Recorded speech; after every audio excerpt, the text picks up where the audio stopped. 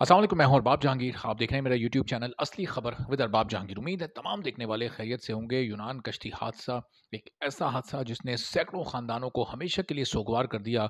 750 के करीब अफराद इसमें डूबे और जिसमें सैकड़ों पाकिस्तानी शामिल थे। चंद एक पाकिस्तानी उसमें बच सके और एक ऐसे ही पाकिस्तानी ने इस वाक़े से मुताल्लिक होशरुबा और खौफनाक इंकशाफात किए हैं कि किस तरह से ये हादसा हुआ। ये दरअसल हादसा नहीं बल्कि किस तरह से जानबूझकर उस कश्ती को डुबोया गया जिसको बचाया जा सकता था।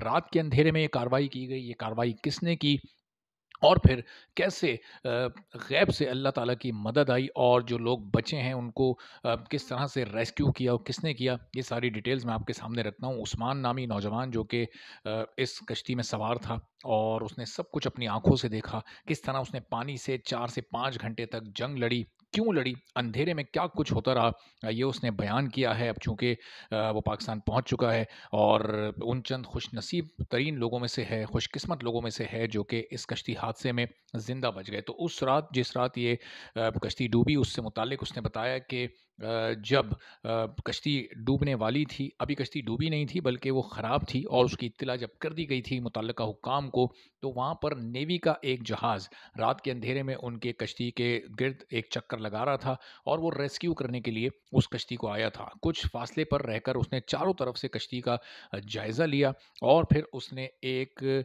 रस्सी की मदद से उस कश्ती को खींचना शुरू किया। अब उन ये बताना है उस नौजवान का कि ज़ाहिर है जो नेवी के लोग होते हैं वो बड़े एक्सपर्ट होते हैं, वो ट्रेन होते हैं, उन्हें अंदाज़ा होता है कि एक साइड से अगर हम इस तरह से किसी कश्ती को खींचेंगे तो ये कश्ती दरअसल उलट जाएगी और वही हुआ कि रस्सी से खींचने के दौरान ये कश्ती उल्टी और सारे के सारे लोग पानी में डूब गए। और उस वक़्त क्या हुआ? फिर वो हैरानकुन मंज़र था जो कि इस नौजवान ने बताया कि वो नेवी का जहाज़ बजाए इसके कि वो लोगों को रेस्क्यू करता, वो वापस चला गया। रात के अंधेरे में ऐसा लगा कि वो कश्ती डुबोने आया था, उसने कश्ती को उल्टाया, डुबोया और जब लोग समंदर में तैर रहे थे तो वो वापस चला गया। अब रात का अंधेरा था, समंदर की बेरहम मौजें थीं और ये 750 लोग थे जिसमें के सैकड़ों पाकिस्तानी भी मौजूद थे। उस्मान जो कि बच चुका है, उसने ये बताया कि फिर उस वक़्त 4 से 5 घंटे हम समंदर से जंग लड़ते रहे। फिर आहिस्ता-आहिस्ता फ़जर का वक़्त हुआ, रोशनी आना शुरू हुई और हम दिल में दुआएँ भी कर रहे थे। जो कुछ हमें जितनी आयात याद थी हम वो सब कुछ पढ़ रहे थे और अल्लाह ताला से मदद माँग रहे थे चूँकि उस वक़्त कोई और आसरा हमारा था नहीं। और फिर उसमें से चंद खुशकिस्मत लोगों की दुआएँ कबूल हुईं और आहिस्ता-आहिस्ता जब फ़जर के वक़्त थोड़ी-सी रोशनी होना शुरू हुई, तो उस वक़्त वही नेवी का जहाज़ दोबारा आया। उसने लाइट्स ऑन की और लाइट्स ऑन करके लोगों को जहाँ-जहाँ उसे लोग नज़र आए जो कि ज़िंदा लोग थे, जो कि उस वक़्त भी पानी की बेरहम मौजों से लड़ रहे थे, कोशिश कर रहे थे अपनी ज़िंदगी को बचाने की, उन लोगों को फिर उस जहाज़ के ज़रिए रेस्क्यू किया गया। और ये जो रेस्क्यू का अमल था, ये उस वक़्त भी किया जा सकता था जब कश्ती उल्टी थी, तो बहुत सारे लोगों की जानें बचाई जा सकती थीं। लेकिन उस वक़्त ये अमल नहीं किया गया, बल्कि उस वक़्त बेयारो मददगार लोगों को समंदर की लहरों के आसरे पर छोड़ दिया गया और अगर वो दोबारा वो जहाज़ ना आता और ये गैब से मदद अल्लाह ताला की ना आती, अल्लाह उनके दिल में रहम ना डालता, तो शायद ये 750 के 750 लोग समंदर में गरक हो जाते और पता ही ना चल पाता कि इस कश्ती के साथ हुआ क्या था।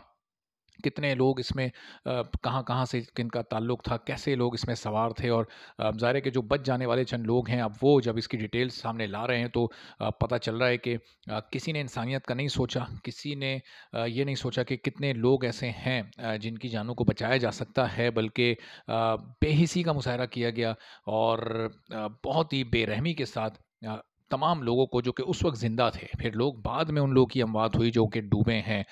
रेस्क्यू ऑपरेशन बहुत ज़्यादा ताख़ीर से शुरू किया गया और ऐसा लग रहा था कि जैसे सोच उस नेवी के रेस्क्यू जहाज़ की ये है कि इन लोगों को डुबो दिया जाए तो शायद किसी को कुछ पता भी नहीं चलेगा और इसी वजह से वो जहाज़ उस वक़्त वापस चला गया था, जो कि बाद में फिर रेस्क्यू करने के लिए वापस आया। तो उस्मान के ये इंकशाफ़ात आप तक मैंने पहुँचाए और अब इस तरह जो बाकी मुसाफ़िर हैं, जो-जो कहानियाँ वो इस सिलसिले में बताएँगे, उससे मुतालिक भी आपको अपडेट करते रहेंगे। उस्मान ने एक बड़ी ख़ास बात ये बताई कि जब वो इन बेरहम मौजों से लड़ रहा था, फिर वो थोड़ी देर बाद बेहोश हुआ और फिर उसको नहीं पता कि किस तरह से उसको रेस्क्यू किया गया, किसने उसको रेस्क्यू किया और कैसे फिर वो वहाँ तक पहुँचा और ज़िंदा बचने में कामयाब हुआ। तो इस बारे में आपको मज़ीद भी अपडेट करते रहेंगे। चैनल पर नहीं तो चैनल सब्सक्राइब कर लें, बेल आइकन प्रेस कर दें। इजाज़त दीजिए। अल्लाह हाफ़िज़।